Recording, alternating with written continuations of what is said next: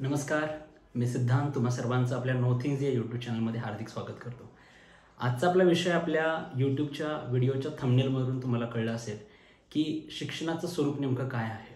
तुम्ही घेतलेल्या इतिहासात घेतलेल्या किंवा वर्तमानात घेत असलेल्या किंवा भविष्यात येऊ घातलेल्या शिक्षणाचं स्वरूप नेमकं कसं आहे आणि या प्रकारे आपण आपल्या घेतलेल्या शिक्षणाचं स्वरूप समजून घेऊन त्यात होणाऱ्या ज्या काही आपण म्हणूयात की चुका ज्या आहेत त्या टाळून आपण स्वतःला इम्प्रूव्ह करू शकतो किंवा येणाऱ्या पिढीसाठी त्या चुका होऊ नयेत याची आपण काळजी घेऊ शकतो। तर आपण आज आपल्या व्हिडिओच्या माध्यमातून तुम्ही घेतलेलं शिक्षण हे कुठल्या स्वरूपाचं आहे, म्हणजे एक तर कायमचं आहे की तात्पुरतं आहे, यावरती आपण चर्चा करणार आहोत। चला तर मग विनाविलंब आपल्या व्हिडिओला सुरुवात करूया।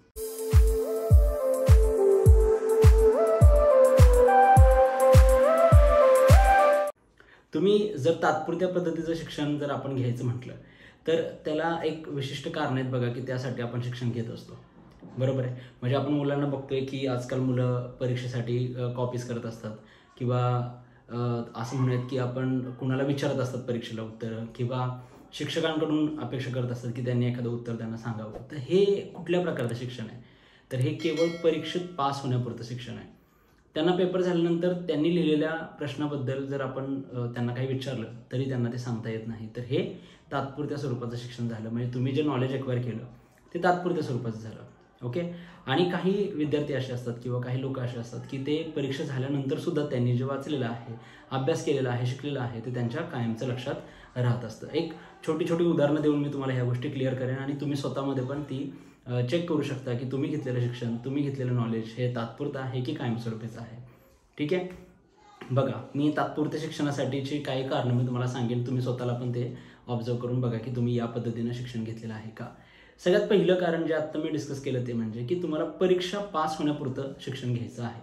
म्हणजे एखादं पुस्तक तुम्ही हातात घेताय, ते वाचताय, तर त्याच्यामध्ये तुम्हाला फक्त एक्झाम ओरिएंटेड स्टडी करायचं, एक्झाम ओरिएंटेड तुम्हाला टॉपिक बघायचे आहेत, एक्झाम ओरिएंटेड तुम्हाला क्वेश्चन्स बघायचे आहेत। म्हणजे काही मुलं जे असतात किंवा काही विद्यार्थी असतात ते फक्त परीक्षेमध्ये काय येणार आहे तेवढंच सांगा, परीक्षेला महत्त्वाचे कुठले प्रश्न आहेत तेवढेच सांगा, मग तेवढेच वाचणार, तेवढेच वाचायचेत का तर फक्त पेपर लिहिता आलं पाहिजे।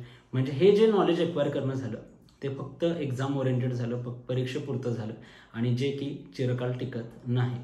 हे झालं पहिलं। दुसरं जे आहे की तुम्हाला जर काही प्रेझेंटेशन करायचे, तुम्ही जॉबला आहात किंवा तुम्हाला वर्गामध्ये काही सेमिनार करायचे आहेत तुमच्या, म्हणजे तुम्ही विद्यार्थी असाल, तुम्हाला वर्गामध्ये सेमिनार करायचे आहेत, काही गोष्टी शिक्षक दिनासाठी बघा, एक उत्तम उदाहरण आहे शिक्षक दिनाचं की शिक्षक दिनासाठी तुम्हाला काही मुलांना शिकवायचे असतात काही गोष्टी, तर ते कुणाला तरी काहीतरी समजवायचं आहे, कुणाला तरी काहीतरी सांगायचं आहे, एवढ्यापुरतं काहीतरी वाचणं, एक्वायर करणं, ते समजून घेणं, याला पण मी म्हणेन की तात्पुरता स्टडी आहे तो, हे तात्पुरतं शिक्षण आहे। तुम्हाला कुणाला तरी काहीतरी सांगायचं आहे, कुणाला तरी काहीतरी शिकवायचं आहे आणि यासाठी तुम्ही जर नॉलेज एक्वायर करत असाल तर ते सुद्धा तात्पुरत्या स्वरूपाचं झालं, ठीक आहे।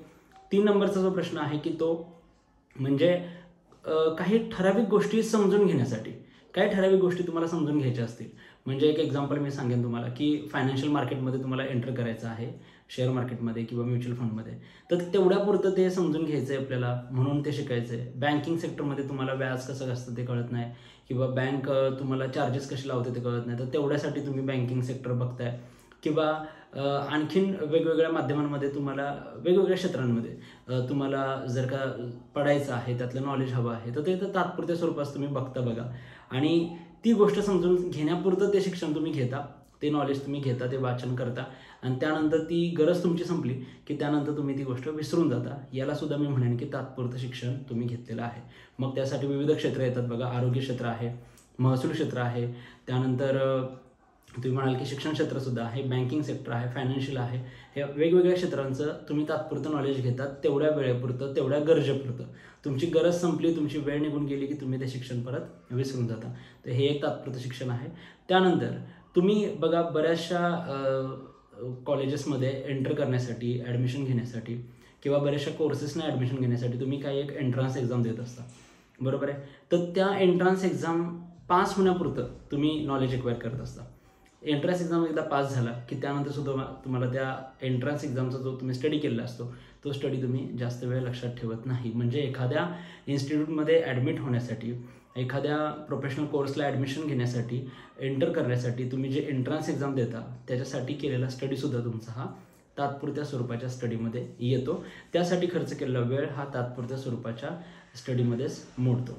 म्हणजे बघा, तुम्ही या नानाविध प्रकारे तुम्ही तात्पुरत्या शिक्षणाचा लाभ घेत असता, पण असं शिक्षण हे हानिकारक आहे. तुम्ही जेवढं तात्पुरतं शिक्षण घ्याल तेवढं तुम्हाला ते वारंवार अडचणी निर्माण करू शकतं.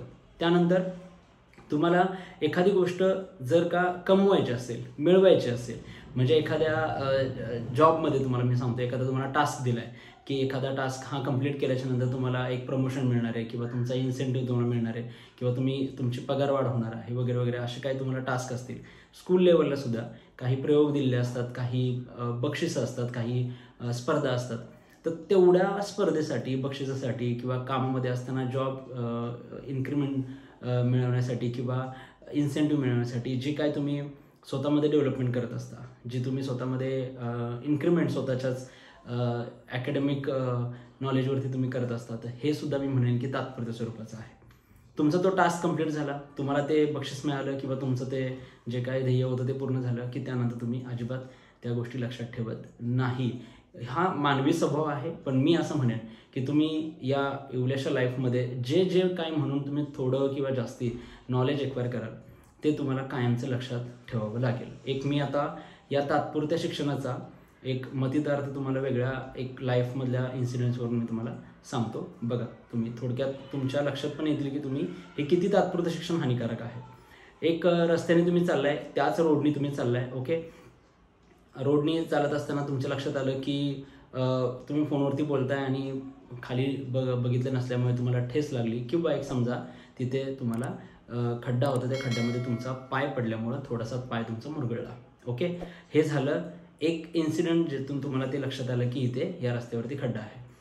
पुन्हा दुसऱ्या दिवशी जर तुम्ही तिथे जात असाल त्याच रोडनी किंवा तिसऱ्या दिवशी जात असाल आणि पुन्हा जर का तुमचा पाय जर तिथे जाऊन जर मुरगळला किंवा तुमचा पाय पुन्हा त्या खड्ड्यात जर पडला, तर मी म्हणेन की पहिल्या दिवशी आलेला अनुभव जो आहे तो तुम्ही टेम्पररी स्वरूपाचा घेतला. दुसऱ्या दिवशी पुन्हा एकदा तुम्ही त्याच खड्ड्यामध्ये सेम पडला, म्हणजे पहिल्या दिवशी आलेलं नॉलेज हे तुमचं टेम्पररी झालं, ते तुम्हाला नुकसानदायक झालं, ओके.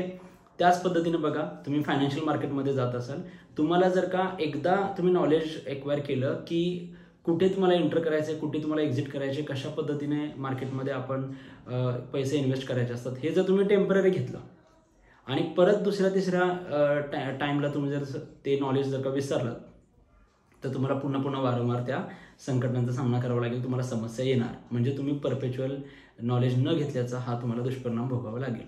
सेम त्या पद्धतीनं गाडी चालवणं असेल, टायपिंग करणं असेल किंवा मी म्हणेन की गाणं शिकणं असेल किंवा एक स्किल तुम्ही एक्वायर करताय, कुठलंही भाज्या वगैरे बनवणं असेल किंवा घरातल्या किचनमधले इतर गोष्टी बनवणं असेल, हे जर तुम्ही फक्त टेम्पररी घेण्याचा प्रयत्न केला, टेम्पररी हे नॉलेज जर तुम्ही एक्वायर केलं, तर ते तुम्हाला वारंवार शिकावं लागेल आणि वारंवार शिकावं लागेल. याचा अर्थ काय होतोय की तुम्ही स्वतःला कमजोर करताय, नंतर तुम्हाला त्या गोष्टीचा कंटाळा येईल. मग आलं लक्षात.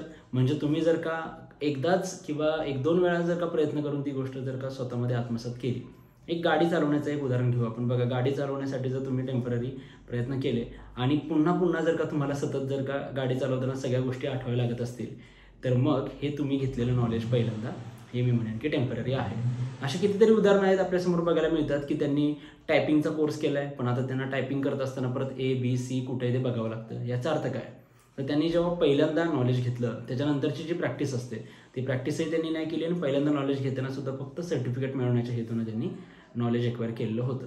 असे कितीतरी कोर्सेस आहेत जे मुलं टेम्पररी करतात 2 महिने 3 महिने, त्यानंतर पुन्हा त्यातली ABCD त्यांना काही येत नाही. याचा अर्थ असा होतो की त्यांनी त्यावेळेस घेतलेलं नॉलेज हे खूप टेम्पररी होतं आणि खूपच कमी वेळापुरतं होतं आणि जे की पुन्हा बघा हानिकारक होतं. एक तर तुम्ही वेळ घालवला त्या कोर्सला एक्वायर करण्यासाठी, पैसा तुमचा गेला आणि नंतर हाती काय आलं, नंतर इव्हॅल्युएट करायला स्वतःला तर म्हणाल फक्त ते सर्टिफिकेट आपल्या हातात आहे, बाकी त्यातलं नॉलेज काहीच मला नाही आहे. हे हानिकारक आहे.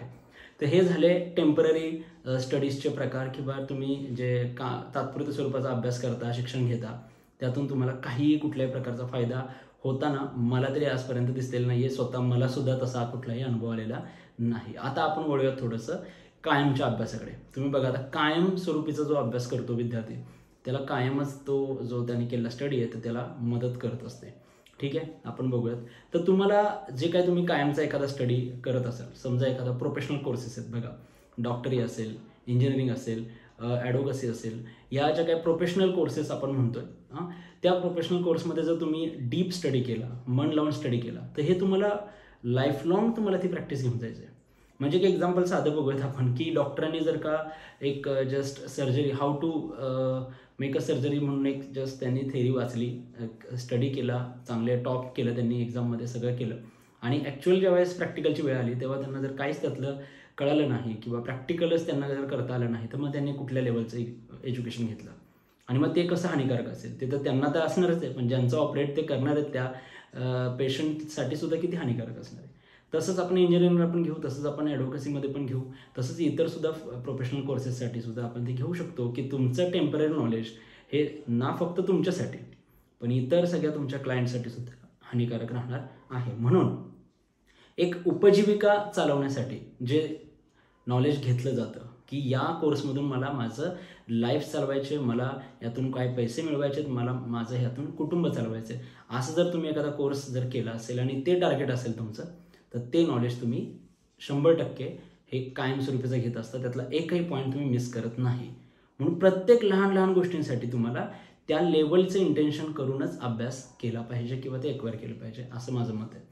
तुम्ही स्वतःला हे अप्लाय करा. बघा, आज तुम्ही कुठल्याही वेगवेगळ्या प्रोफेशनलमध्ये असाल, तर तुम्ही ज्या प्रोफेशनमध्ये आहात ते प्रोफेशनचा स्टडी करत असताना तुम्ही किती बारकाईने स्टडी करता, किती ते चांगलं पोळून पेता, कारण की तुम्हाला माहिती ही बारीक बारीक गोष्ट मला आणखीन उत्तरोत्तर माझी प्रगती करणार आहे, आणि म्हणून तुम्ही त्या गोष्टी बारकाईने करत असता. मग हे झालं पहिलं रिझन, की तुम्ही उपजीविकेच्या माध्यमासाठी एखादं शिक्षण घेत असता, ते कायमस्वरूपीचं शिक्षण असतं. नंतर तुम्हाला काही जर जास्तीचं लिखाण करायचं असेल, कुठलं आर्टिकल लिहायचं असेल, किंवा कुणाला काहीतरी तुम्हाला असं मी म्हणेन की पुस्तकं लिहायचं असतील किंवा आणखीन कविता लिहायच्या असतील, तरीसुद्धा माणूस ना खूप डीप स्टडी करत असतो, त्या गोष्टीला 100% एक्वायर करत असतो, कारण त्याला पुन्हा ती गोष्ट एक्सप्रेस करायची असते. ओके, ज्यावेळेस माणूस या पद्धतीनं स्वतःचा एक तार्किक मी म्हणेन की तार्किक विचार ज्यावेळेस तो स्वतःचा सिद्ध करण्यासाठी काही गोष्टी करत असतो, तेव्हा तो 100% त्याच्यामध्ये इन्व्हॉल्व्ह झालेला असतो. तो तात्पुरत्या स्वरूपाचं वाचन करत नाही, ते प्रत्येक लाईन, प्रत्येक शब्द, त्या शब्दाच्या मागचा अर्थ, इथे असलेला अर्थ, हे सगळं डीप बघण्याचा प्रयत्न तो वाचक करत असतो, कारण त्याला पुन्हा ती गोष्ट काय करायची असते, एक्सप्रेस करायची असते. ओके, 3 नंबर आहे की जर त्याला संशोधन करायचं असेल किंवा नवीन नवीन गोष्टी त्याला इव्हॉल्व्ह करायच्या असतील, तर त्यासाठी सुद्धा एखादा संशोधक असेल विद्यार्थी, तर त्याला सुद्धा एखादी गोष्ट बारकाईने डीप स्टडी करावी लागते, कारण ती स्टडी त्याला पुन्हा एक नवीन मी म्हणेन की प्रिन्सिपलचा जन्म देणारी ठरू शकते. आणि म्हणून एखादा संशोधक असेल, एखादा इन्व्हेंटर असेल, एखादा मी म्हणेन की नवीन काय गोष्टी इनोव्हेट करणारा एखादा व्यक्ती असेल, तर त्याला सुद्धा असं टेम्पररी नॉलेज घेऊन जमत नाही. रेफरन्स बुक्स जे असतात, मोठे मोठे जाडे आपण म्हणतो की ते कधी वाचायचे, तर तसे बुक्स रिसर्चर्स जे असतात ते कोळून प्यायलेले असतात. त्याचं रिझन असते की त्यांना त्यातून एक नवीन थेरी मांडायची असते. आणि म्हणूनच जे मी म्हणेन की हा 3 नंबरचा तुमचा टाईप असणार आहे, की ज्याच्यामध्ये तुम्ही कायमस्वरूपीचं शिक्षण घेत असता, अजिबात एकही त्यातली टर्म तुम्ही मिस करत नाही.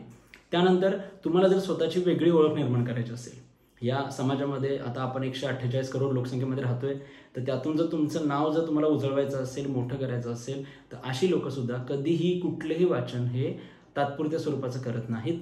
त्यांना ते कायमस्वरूपीच हवं असतं, आणि त्यामध्ये लाईफ लॉंग घेऊन जाण्यासाठीच एखादी गोष्ट एक्वायर करत असतात. म्हणजे मी हे वाचतोय, हे मला इथेच नाही सोडायचं, तर मला हे घेऊन जायचं लांबपर्यंत, ही भावना त्यांच्यामध्ये असते. आणि म्हणून स्वतःची वेगळी ओळख निर्माण करणारे लोकंसुद्धा प्रत्येक गोष्टीमध्ये हा बारकाईपणा किंवा बारकाईनं ती गोष्ट बघत असतात, स्वतःमध्ये ती एक्वायर करत असतात, आणि त्यातून स्वतःचं काहीतरी नवीन प्रिन्सिपल तयार करून जगाला देत असतात. अशी लोकंसुद्धा कायमस्वरूपीचा अभ्यास करत असतात. त्यानंतर जर तुम्हाला तुमच्या येणाऱ्या पिढीसाठी, जर तुम्हाला स्वतःचं व्यक्तिमत्व आदर्श घडवायचं असेल, जर तुमच्याकडे बघून येणाऱ्या पिढीनं आदर्श घ्यावा असं वाटत असेल, तर अशी लोकंसुद्धा समाजामध्ये मी सांगतोय की कायमस्वरूपीचं शिक्षण घेत असतात, ते टेम्पररी शिक्षण घेत नाहीत. एक साधं उदाहरण तुम्हाला सांगतो की मम्मी पप्पा, एक साधं मुलाचे मम्मी पप्पा जे आहेत, तर त्या मुलांनी जर का त्याच्या कुठल्याही स्टँडर्डला तो असेल, त्यातला जर एखादी क्वेरी जर त्याच्या आईला किंवा वडिलांना विचारलं, आणि जर त्या आईवडिलांना ते उत्तर नाही आलं तर त्या मुलावरती काय इमेज पडत असतं तुम्ही विचार करा. तुम्ही कितीही सर्वसारव करा, आता मला अभ्यास करून किती वर्ष झाले, हे शिकून मला किती वर्ष झाले, हे आता मला आठवणार आहे का, तू मला सांग, किंवा असं तसं काही जरी झालं तरी त्या मुलाने खूप आशेने तुम्हाला प्रश्न विचारला असतो आणि तुम्ही काय म्हणता की नाही अरे मला हे आठवत नाही आहे, मी आता अभ्यास करून किती वर्ष झाले वगैरे. हे जे आहे तुमचं उत्तर ते तुमच्या फक्त टेम्पररी केलेल्या अभ्यासाचं उत्तर असणार आहे. तुम्हाला जर तुमचं व्यक्तिमत्व तुमच्या येणाऱ्या पिढीला आदर्शवत निर्माण करायचं असेल तर तुम्हाला प्रत्येक गोष्ट ही कायमची मी म्हणतोय लक्षात राहील अशीच घ्यावी लागेल. तुम्ही एखादी गोष्ट वाचत असताना मेंदूला स्ट्रिक्टली सांगायचं आहे की मला ही गोष्ट तात्पुरत्या स्वरूपाची नको आहे, मला ही गोष्ट कायम स्वरूपाची हवी आहे आणि तशाच पद्धतीने तुम्हाला ती गोष्ट वाचायची आहे. एवढ्या नानाविध प्रकारचे नॉलेजेस आज आपल्या समोर येत असतात, त्यातल्या किती गोष्टी तुम्ही लक्षात ठेवता आणि किती गोष्टी तुम्ही लक्षात ठेवत नाही याचा पण एक तुम्ही शांत डोक्याने विचार करून जर का त्यातले जर पॅरामीटर्स काढले तुमच्या लक्षात येतील की जे कमी महत्त्वाचे, जे तुम्हाला असं वाटतं की माझ्यासाठी काहीच उपयोगच नाही आहे, अशा गोष्टी तुम्ही विसरून जाता. पण ज्या गोष्टी तुम्हाला महत्त्वाच्या वाटतात, येणाऱ्या पिढीसाठी त्या चांगल्या आहेत असं वाटतं, त्या गोष्टी तुमच्या मनावरती बिंबवतात आणि ते तुम्ही म्हणजे कायमचं लक्षात ठेवण्याचा प्रयत्न करता. ओके, तर या पद्धतीने बघा, एक तात्पुरतं शिक्षण आहे, एक कायमचं शिक्षण आहे. तुम्ही स्वतःला प्रश्न विचारावा. मी असं म्हणतोय की तुम्ही कुठल्या प्रकारचं शिक्षण घेत आहात आणि जर तुम्ही तात्पुरतं शिक्षण घेत असाल तर मी या आधीसुद्धा तात्पुरत्या शिक्षणाच्यासाठी तुम्हाला मी सांगितलं की ते किती घातक आहे आणि तुम्हाला कसं ते सतत वारंवार तुम्हाला कमीपणा दाखवू शकतं. तुम्हाला सतत वारंवार ते म्हणेल की मला तू अभ्यास करायलाच पाहिजेस मला जास्तीत जास्त. त्यापेक्षा एकदाच किंवा दोनदाच किंवा प्रॅक्टिसमध्ये ठेवून जर तुम्ही कायमचं ते नॉलेज जर एक्वायर केलं तर तुम्हाला कुठेही कमीपणा येणार नाही. तुम्ही स्वतःला जास्तीत जास्त इम्प्रूव्ह करू शकता. लाईफमध्ये तुम्ही तुमचं एक व्यक्तिमत्व, एक आदर्श व्यक्तिमत्व म्हणून तुमचं पुढे येऊ शकतं. तेव्हा या व्हिडिओच्या माध्यमातून आज आपण या अशा दुर्लक्षितच विषयांकडे आपण लक्ष देत असतो, त्यामुळं याच दुर्लक्षित विषयाकडे मी पुन्हा एकदा तुमचं लक्ष वेधून घेण्याचा प्रयत्न केला आहे आणि त्यातून तुम्हाला अंतर्मुख होण्याचं मी आवाहन करतो आहे की तुम्ही अंतर्मुख होऊन विचार करा की तुम्ही आत्तापर्यंत घेतलेलं नॉलेज हे कुठल्या स्वरूपाचं आहे, येऊ घातलेलं नॉलेज मला कुठल्या स्वरूपाचं घ्यायचं आहे आणि त्याबद्दल किंवा त्या पद्धतीनं तुम्ही स्वतःमध्ये बदल करावेत. हीच या व्हिडिओतून तुम्हाला म्हणजे माझी विनंती असेल. कारण आपल्याला एक शिक्षित आणि एक वाचक आणि प्रगल्भ अशी पिढी घडवायची आहे. त्यामध्ये तुमचं, माझं, आपल्या सर्वांचं योगदान इथे असणे गरजेचं आहे. त्यामुळे तुम्हाला जर व्हिडिओ आवडला असेल आणि यातून मी जे माझे विचार मांडले ते जर तुम्हाला आवडले असतील तर नक्कीच ते विचार, हा व्हिडिओ तुम्ही तुमच्या इतर मित्रांसोबत शेअर करा, व्हिडिओला लाईक करा आणि तुमचे त्यातून काही मूल्यवान जर का सजेशन्स असतील, काय तुम्हाला मला प्रतिक्रिया द्यायची असतील तर तुम्ही कमेंट बॉक्समध्ये नक्की मला ते कळवा. आणि शेवटी एक अपील आहे की जर तुम्ही चॅनलवरती माझ्या नवीन असाल तर आपल्या चॅनलला नो थिंग्स या चॅनलला आपल्या सबस्क्राईब करायला विसरू नका. धन्यवाद.